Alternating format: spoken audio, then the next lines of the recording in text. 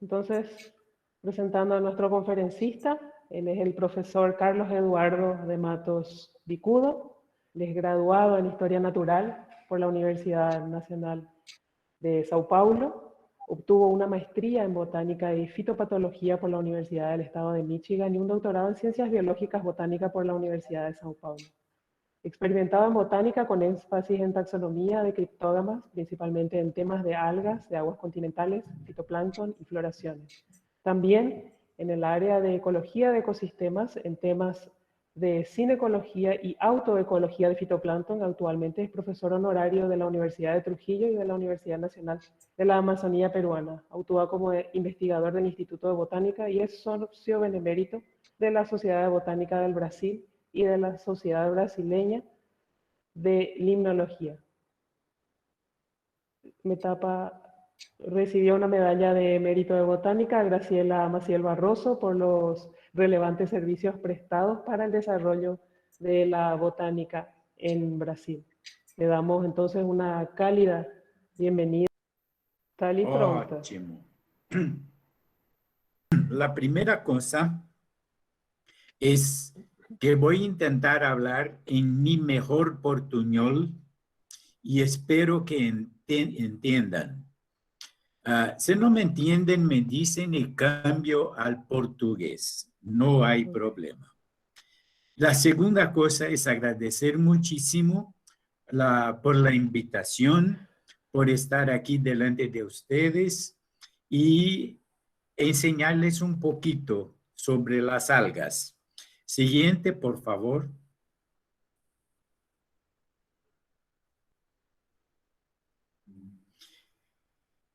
Entonces, allá saben quién es Vicudo. Ahora vamos a saber qué son algas. Siguiente. Las algas son los seres más antiguos sobre la superficie de nuestro planeta. Existen desde el precambriano, o sea, más o menos 2,5 billones de años. Siguiente.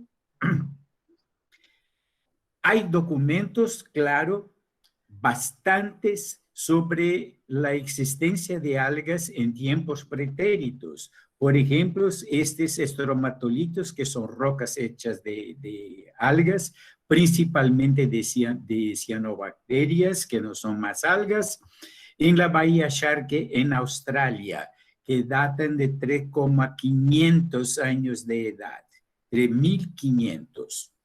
¿Dónde viven las algas? Principalmente en el ambiente acuático. Por ejemplo, dos ejemplos: el río Petrohue en Chile y el río Iporanga en Brasil. Próxima, en embalses, que son ambientes semilénticos. Por ejemplo, este embalse en la isla Gran Canaria de las Niñas. En lagos, ambientes cerrados, como este, que es uno de los lagos Plitvice en Croacia, próximo. Pero también viven en ambientes que dependen del agua, pero que no son acuáticos, que llamamos de subaéreos, como tronco de árboles, paredes y rocas. Siguiente. Habitan también ambientes extremos como nieve. Estas manchas de color roja no son rodopicias, son cloroficias que tienen una cantidad enorme de hematocromo y están viviendo aún en un ambiente que tiene la temperatura más o menos 15, 20 grados bajo cero. O entonces en 75, 80 grados arriba de cero positivos, como los geysers. Un ejemplo, el Old Faithful en Estados Unidos. Siguiente. Siguiente. Sí. Y tipos de talo. Como las algas son muy antiguas, tuvieron tiempo para evolucionar mucho, hacer muchos cambios en forma para poder continuar viviendo. Por ejemplo, las formas de la diapositiva anterior, unas micrasterias que son unicelulares y sin movimiento propio. Estas, siguiente, pueden tener órganos de locomoción como las clamidomonas, por ejemplo, que tienen flagelos. Y esto se ve en esta foto y aquí en esta foto de microscopía de barrido se ve mucho mejor. Siguiente. Formas flageladas. Acá no se ve muy bien el flagelo. Son euglenas, 3 euglenas. Y esta que no es más hoy euglena, es un lepocincles. Trabajo de biología molecular cambió de género este organismo. Siguiente. Algunos facus que se puede ver bastante bien. En este caso, la estructura de la película, del envoltorio de celulosa que tienen estos organismos. Acá se puede ver el flagelo. Son todos organismos flagelados. En la siguiente también se puede ver organismos flagelados como este lepocincles. Este lepocincles, una foto de microscopía de barrido. Traquelomonas, esta también de microscopía de barrido. Esta es otra traquelomonas y esta es una traquelomona saliendo de su pared de celulosa, de su película de celulosa para reproducirse. Siguiente.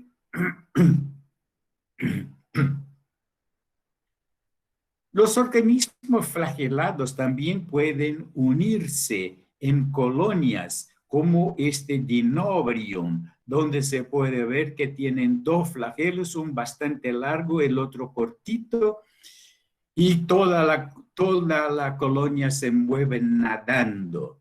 Este es un organismo unicelular, es un dibujo que hizo yo para un trabajo que Palmer me pidió en Estados Unidos. Otro, por favor, el siguiente. Pero las algas también las células pueden juntarse después de dividirse por mitosis y juntarse en un envoltorio, en una vaina de mucílago. Este es una tetráspora y el grupo de 4 células se puede ver bastante porque el nombre de tetráspora. Estos que no son más pediastrums, también trabajo de biología molecular cambió bastante la taxonomía de los pediastrums. Este es un lacunastrum y los 3 otros son pseudopediastrums. Siguiente. Una colonia macroscópica de Hydrodictyon reticulatum. Las células como esta, que tienen por ahí 2-3 milímetros de largo, se juntan para formar grupos con apariencia de hexágonos y conforman una colonia hueca, Hydrodictyon reticulatum. Por ejemplo, esta fue la primera especie de alga que conocimos en las publicaciones chinas de 5.000 años antes de Cristo. Mencionan Hydrodictyon reticulatum. Siguiente.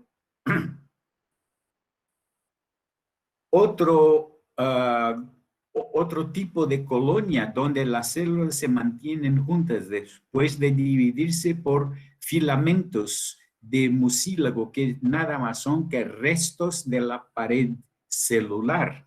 Siguiente.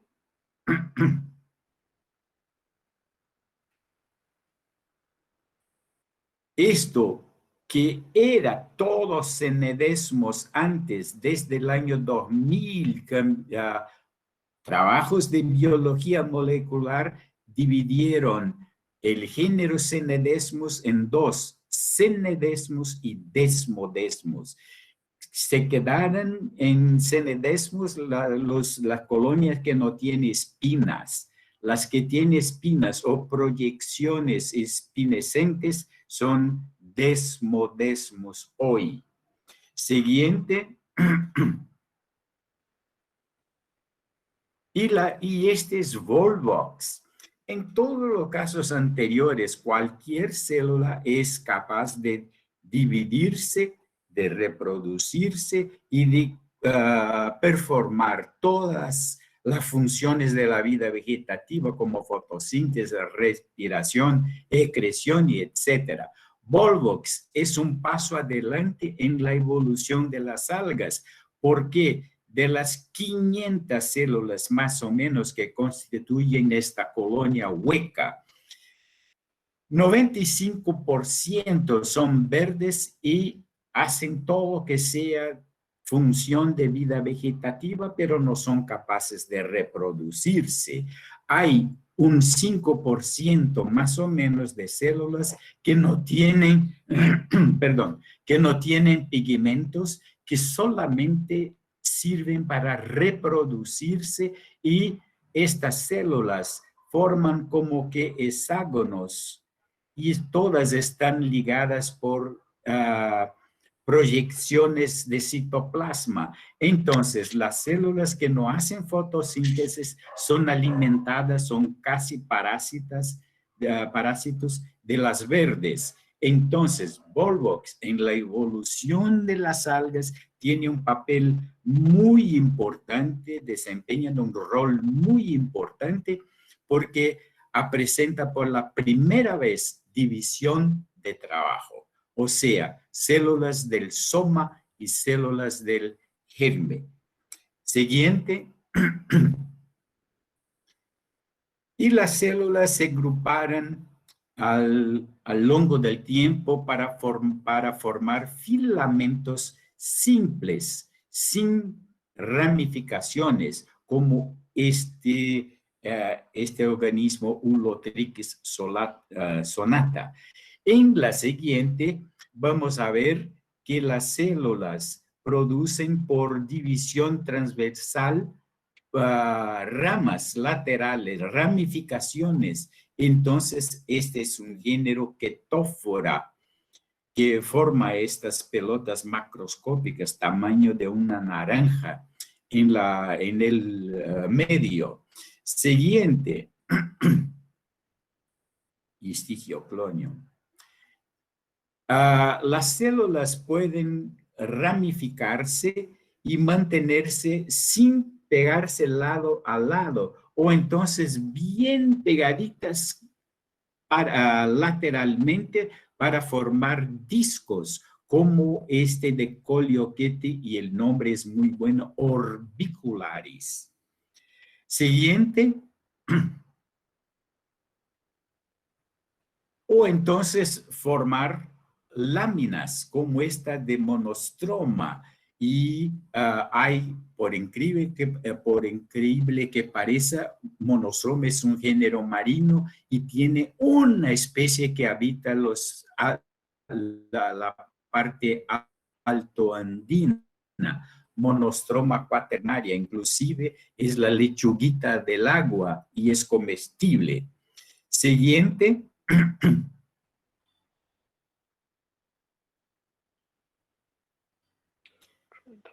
De nuevo, para enseñarles la parte, esta es una alga. Siguiente, por favor, es una alga filamentosa con ramificación trentepolia. Es una clorofisia, es verde, por increíble que parezca, y tiene clorofila dominante en cuanto joven. Enseguida, con la edad, el hematocromo, que son estos granitos, Estos crecen en cantidad, el alga se cambia de color bastante rojiza y aparecen en los troncos, en las paredes, en las rocas bastante visibles. Siguiente. Y las caras y nitelas, que son géneros allá bastante evolucionados y bastante complejos en su morfología, que allá tienen talos filamentosos con ramificaciones verticeladas. Este es el grupo más difícil de la taxonomía de algas por la nomenclatura. Siguiente. Y aquí, o que podemos decir casi un ápice de evolución dentro de las algas, son los neriocistes, por ejemplo, ejemplares marinos de aguas cálidas, perdón, de aguas frías, y que pueden nos apuntar estructuras con forma y función de hojas, con forma y función de caule y con forma y función de raíces que desempeñan las funciones, tienen la forma, pero no tienen el origen de hoja, de caule o de raíz. Por esto le juntamos el sufijo griego eidos, oides en español y portugués, filoides, cauloides y rizoides. Y este es una pelota de tejido parenquimático lleno de aire, el fluctuador. Siguiente, para que miren cuán grandes, cuán enormes pueden ser estos neriocistis. Aquí está un ejemplar de neriocistis. Las algas pueden variar de tamaño desde 2-3 micrómetros, o sea, milésimos de milímetros, hasta 30-35 metros de largo. Pues los neriocistis pueden alcanzar hasta 10-12 metros. Y en la siguiente se puede mirar ejemplares de Macrocistis pirífera. En este género, dos americanos, Parker y Lewis, dos ficólogos marinos, porque esta también es una alga marina de ambientes fríos, descubrieron que la idea, lo que pensaban, cómo puede por osmosis hacer el transporte desde la parte que absorbe el nutriente hasta estos filoides. Entonces hicieron cortes de este cauloide y descubrieron tejido conductor del tipo Liber, con placas cribadas, con todo, y que son células bastante alargadas, sin contenido plasmático y que sirven para la conducción. Entonces, algas tienen varios tipos de tejidos, pero también tejido conductor. Y esto es un problema para la definición de pteridófita, que son las criptógamas vasculares. Entonces, o esto es una pteridófita o es alga, y la definición de pteridófita es problemática. Siguiente, por favor.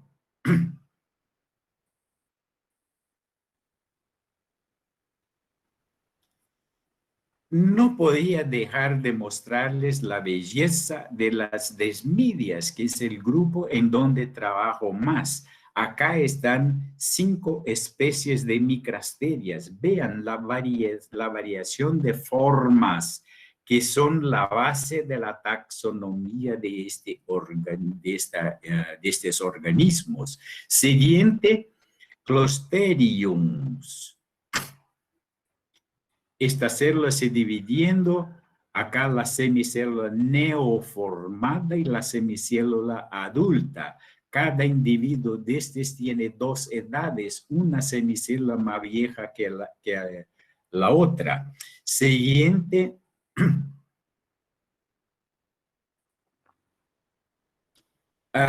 Octacantium octocornis. Este antiguamente era Arthrodesmus octocornis, el género Arthrodesmus, que fue mi tesis doctoral, no existe más. Y aquí el cigoto, que es bastante común en un ambiente del Jardín Botánico de São Paulo. Y acá Santidium, también un género bastante variado en términos de morfología. Siguiente. Dos ejemplares, uno de Euastrum y el otro de Staurastrum. Siguiente. Y las diatomeas. ¡Ay! Estas constituyen todo un universo aparte. La parte de la microscopía de Barrido, esta es un ejemplar, cambió muchísimo a toda la taxonomía de nivel género y de nivel especie. Apenas un ejemplo, el género Navícula, que era un género bastante bien definido y fácil de identificar al microscopio. Hoy son 14 géneros distintos, todo por microscopía electrónica de Barrido. Siguiente. Después, entonces, siguiente. Después de entonces saber cuánto variadas son las algas, cuánto varían, el problema es clasificarlas. Los primeros sistemas eran puramente organolépticos, o sea, la base del sistema era lo que nuestros órganos sensoriales podían ver. Por ejemplo, el color aparente.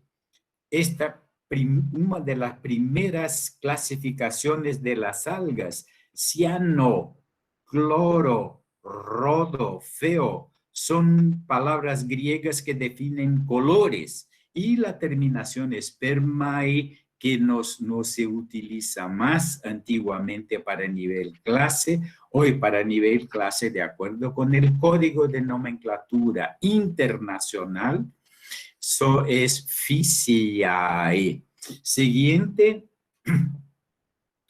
Muchos sistemas fueron publicados, aparecieron, pero vamos a destacar la contribución de este señor Pascher, Adolf Pascher, checo. Él tuvo la idea de utilizar la célula móvil de reproducción para definir los grupos de algas. ¿Y por qué? Porque la célula móvil tiene una vida efímera muy corta, pocas horas, y por eso poco susceptibles a la acción deleteria del ambiente. Células móviles no están sujetas a modificaciones genéticas tipo permutación, conjugación y otras. Por esto son bastante estables y por esto son una excelente base para clasificar las algas. Serían el equivalente, el que se podría comparar con la flor en las fanerógamas. ¿Qué observar en una célula móvil que puede ser de reproducción sexuada o asexuada? Elementos morfológicos. Flagelo es el principal. ¿Qué observar? El tipo de flagelo, si es acronemático, anemático, pantonemático, pleuronemático y etcétera. Y el tamaño relativo de los flagelos, o sea, si son de tamaño, si son dos, por ejemplo, es de tamaños iguales en la célula móvil o de tamaños distintos. No significa tamaño en micrómetros, pero tamaño relativo. Y el local de inserción del flagelo, si es apical, subapical, lateral, posterior, etcétera. Elementos fisiológicos, pigmentos y sustancias de reserva. Pigmentos, muchos. Clorofilas, carotenos, carotenoides, ficobilinas. Sustancias de reserva, carbohidratos,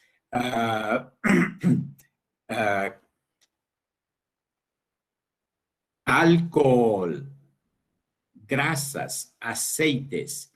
Y hoy también, hoy también se puede juntar otros elementos. Este es el señor Adolf Alois Pascher, que el checo que revolucionó la clasificación de las algas y que por esto es cognominado, que es llamado el padre de la ficología moderna. Siguiente.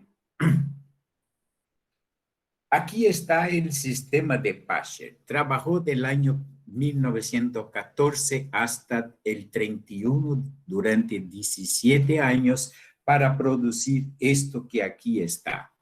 Entonces, en esta época, las cianofisias todavía eran consideradas algas.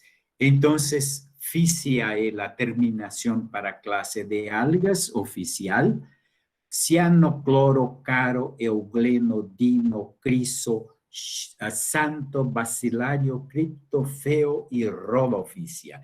Y esta orden, cloromonadales, que Pascher sabía que era distinta de todo el anterior, pero que no tuve tiempo para clasificarla de acuerdo con las clases. En este sistema, por ejemplo, clorofisias tienen 2 o 4 flagelos de inserción apical anterior y tamaños iguales. Y ahí están 2 órdenes, las signematales y las oedogoniales. Signematales no tienen flagelos. ¿Y por qué están en clorofisias entonces? Oedogonioficias tienen de 60 a 70 flagelos de tamaños iguales y la inserción es subapical. No siguen ni las signematales ni las oedogoniales la definición de clorofisias y por qué están ahí en clorofisias. Siguiente, por favor. Fue el trabajo de Frank Round, un inglés, que trabajó durante, perdón,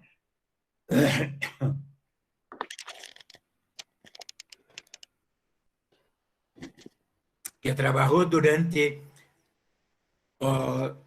7 años para definir que las oedogoniofisias no deberían permanecer dentro de las clorofisias, siguiendo los criterios pascherianos, deberían salir y constituir una clase separada, apartada. Y las signematales también salen de las clorofisias y constituyen una clase distinta. De las crisofisias, por motivos bastante parejos, salieron las haptofisias y las craspedofisias. De las xanthofisias salieron las eustigmatofisias. De las dinofisias salieron las desmofisias. Y aquí está el sistema de Round, bastante distinto del sistema de Pascher, pero siguiendo los mismos criterios, exceptuándose, perdón, exceptuándose este grupo. Un profesor siguiente, por favor. Un profesor, Gordon Lee Dale. Tuve en 1969 por ahí un alumno, David Hibbert, y dio a este estudiante una tesis, buscar cultivos de santoficias y hacer pasar todo por el microscopio electrónico de transmisión. Y descubrió Hibbert que habían dos grupos de organismos dentro de las santoficias. Uno en que el eye spot, la mancha ocular, el estigma, era parte integrante del cloroplasto. Y el otro grupo donde el estigma era un órgano totalmente independiente. Entonces publicó, separó este grupo como eustigmatoficia, o sea, las algas donde el estigma es verdadero, verdadero. Y esto lo presentó en el año 71 durante un congreso realizado en India, en Madrás. Por la primera vez se salía de los criterios pascherianos con la publicación de eustigmatoficias. Fue un problema general, no lo aceptaron, montones de críticas, pero pasó como una posibilidad saliendo de los criterios pascherianos. Siguiente, por favor. Aquí están los tres ingleses. Este es Mann, David Mann, Frank, esto está me tapando. Después aparece el nombre. Y aquí está Frank Round. Y los pies de esta señora que no sé quién es. Estos tres señores son los autores del libro de diatomeas, la Biblia de los diatomólogos, Robert Crawford. Siguiente, por favor.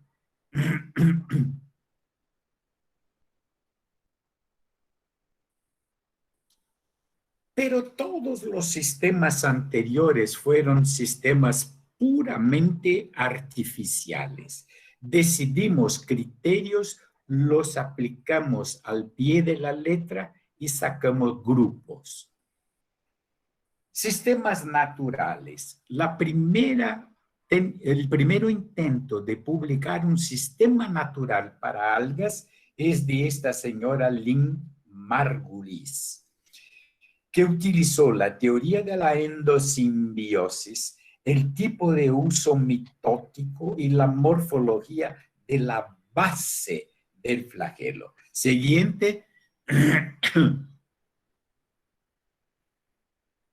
Aquí está la señora Margulis, rusa de nacimiento, americana de naturalización, y hablaba un español perfecto. Fue invitada para un congreso en Puerto Rico, de ficología en Puerto Rico, y lo presentó su teoría de la endosimbiosis. La teoría es mucho más lo que vamos a presentar. Siguiente. Aquí está. ¿Qué dice la teoría? Que un organismo procarionte absorbió o otros organismos procariontes de vida aeróbica o otros procariontes de vida fotosintética. Estos organismos cambiaronse en cloroplastos. Son los cloroplastos que viven endosimbióticamente. Y estos que son no pigmentados aerobios se transformaron en los mitocondrios. Siguiente.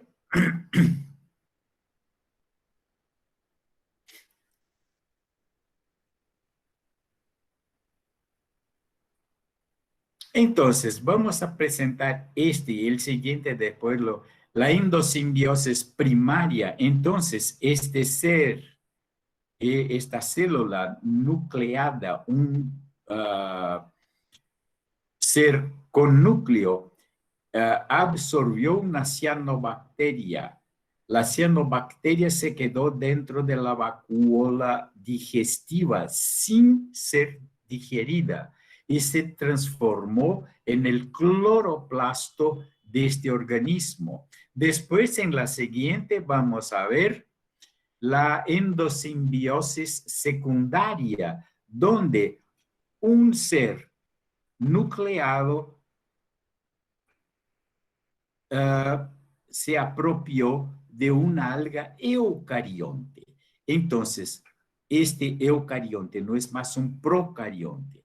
Y aquí está. El nucleomorfo es importante porque se puede ver al microscopio de transmisión que es una estructura con restos de núcleo, de membranas, de todo.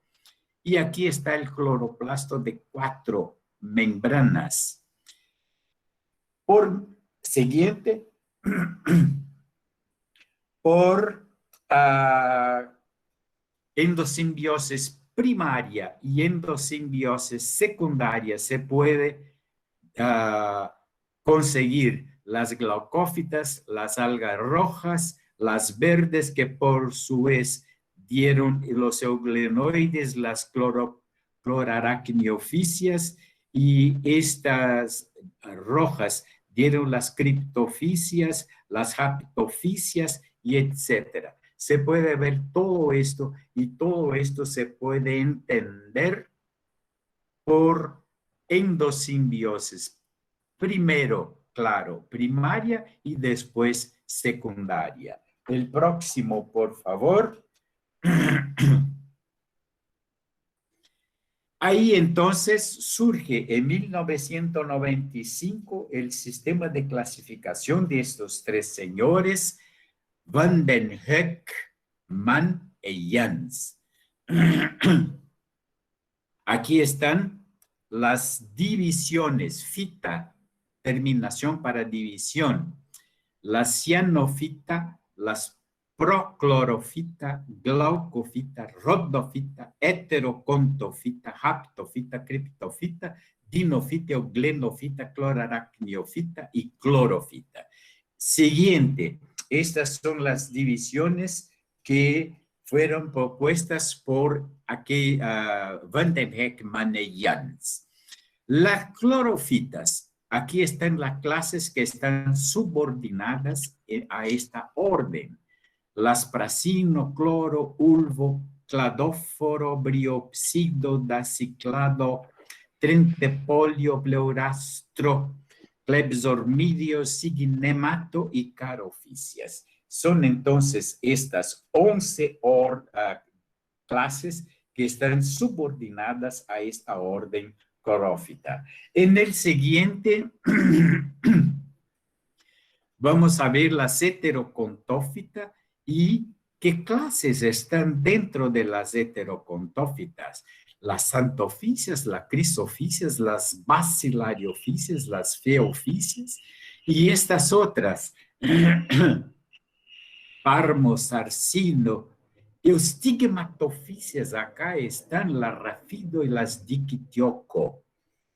Entonces vean cuántas clases fueron propuestas con base en la teoría de la endosimbiosis, la estructura del uso mitótico y la base del flagelo, la estructura microscópica, ultramicroscópica de la base del flagelo. Siguiente, por favor. Y el futuro. ¿Qué pasará en el futuro? Taxonomía y sistemática son ciencias en continuado progreso. No paran. Y por Dios, qué bueno que es, porque nosotros los taxonomistas continuamos, mantenemos nuestros empleos. Y los mejoramientos que pasaron y los que todavía pasarán. Se descubre el microscopio electrónico de barrido y lo utilizamos en las diatomeas, en las crisofisias, en parte de las santofisias, y vamos descubriendo cosas que no veíamos antes, que lo vemos ahora, pero mucho mejor, y se utiliza esto en la taxonomía y en la sistemática, y también la biología molecular, que es una excelente herramienta, muy buena para este nivel más grande de clases, de órdenes y de familias. ¿Cuál sería entonces el mejor sistema para clasificar las algas? Siguiente, por favor. Sabremos solamente en el futuro, cuando la ciencia completar su progreso. O sea, nunca.